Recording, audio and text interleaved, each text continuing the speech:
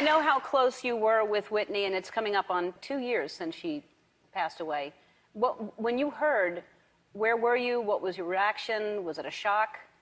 You know, I was actually, my son was having his birthday party, and somebody came up and told me, and I don't think I've ever told this story, but my friend was videotaping the party, and I said, come down to the back of the house. And I don't know why I did this. I said, just put the camera on. And I started talking to him about her. And then I was done. And I was literally done. Then I talked for about 10, 15 minutes, so I don't know where that footage is.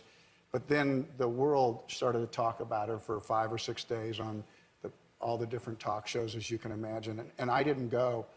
And there was kind of a steady drumbeat. Where's Kevin? And finally it got to that kind of uncomfortable thing. Do I need to go out there and say something? And I don't always know what to say. I don't always rush to the television to get on. And finally, Dionne Warwick called me and said, would you speak at the memorial? You were beautiful. We have a little bit of that. We have a clip from the eulogy. It was beautiful.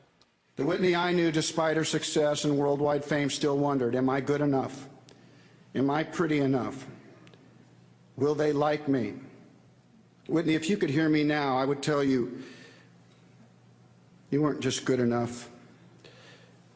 You were great. You weren't just pretty.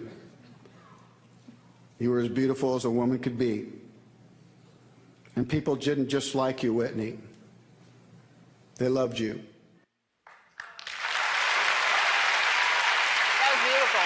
Thank you.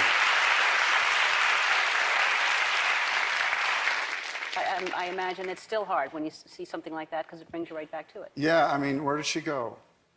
Where did she go? She was our little songbird, and and it's like, I think sometimes maybe, and I might not know for sure, that Whitney was kind of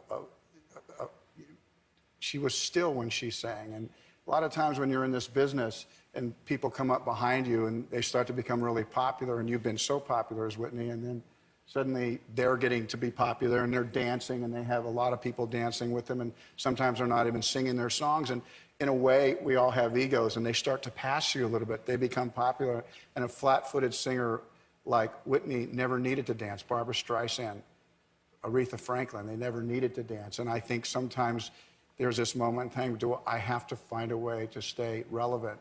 And she'll always be relevant, as we know. Yes, she will. She was a beautiful